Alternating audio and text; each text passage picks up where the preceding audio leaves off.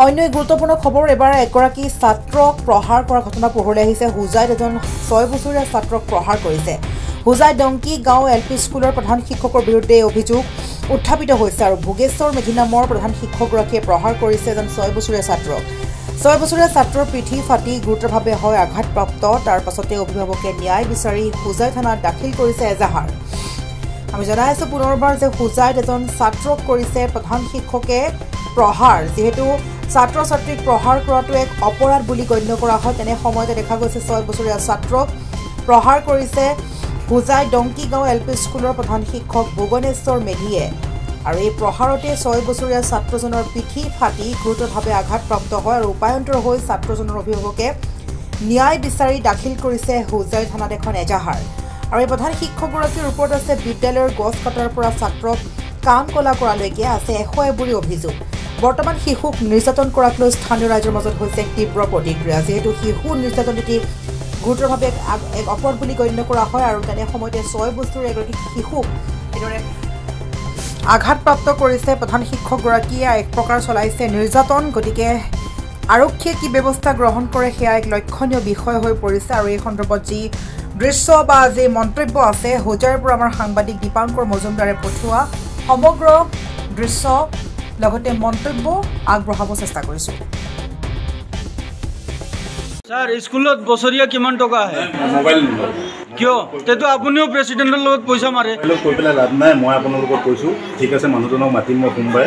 মাতিলে এনে নাই এইটো কি হ'ল কওকচোন আপোনাৰ? ছাৰ মই ডংকিগাঁও, মোৰ নাম নিজামুদ্দিন। মই ডংকিগাঁও LP স্কুল, মোৰ ল'ৰাটো ডংকিগাঁও LP স্কুলত মোৰ ল'ৰাটো পঢ়াওঁ।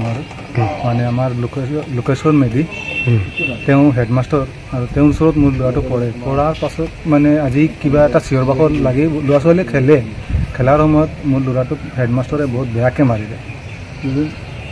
মাৰিলে বাৰু ছাৰে মাৰিছে ঠিক আছে, মানে কেলে ইমান বেয়াকৈ মাৰিব লাগে? পিঠ চিট ফালি দিছে।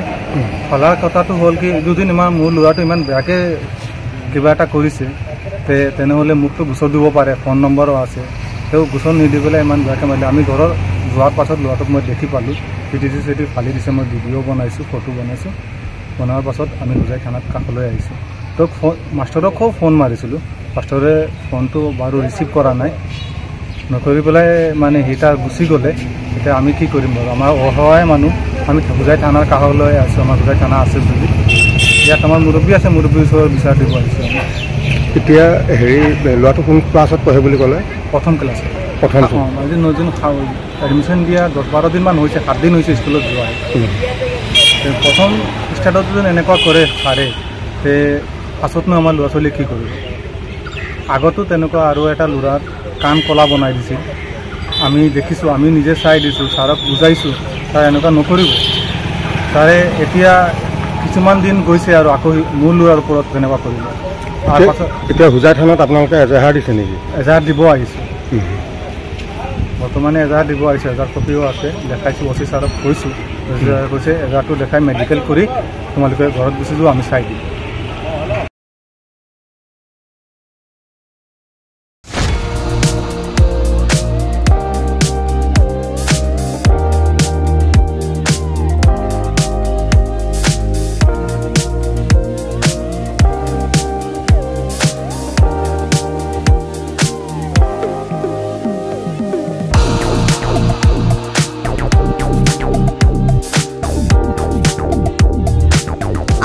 প্ৰয়োজন হৈ আছিল নেকি ফাৰ্নিচাৰ? যিকোনো ধৰণৰ ফাৰ্নিচাৰেৰে ভৰপূৰ মোহিনী ফাৰ্নিচাৰ্ছ এণ্ড হোম ডেকাৰ, য'ত আছে ইনষ্টলমেণ্টৰ সুবিধা, লগতে পাব আকৰ্ষণীয় offer. Sofa, dining table, bed, mattress, wallpaper, office furniture, painting and home automation, modular kitchen, interior ডিজাইনকে ধৰি সকলোখিনি উপলব্ধ। গতিকে দেৰি কিহৰ? আজিয়ে যোগাযোগ কৰক 9678538081 অথবা 9085595514 নম্বৰত। ঠিকনা VIP road, magazine, opposite royal palace, বিভাগ ভৱন, গুৱাহাটী।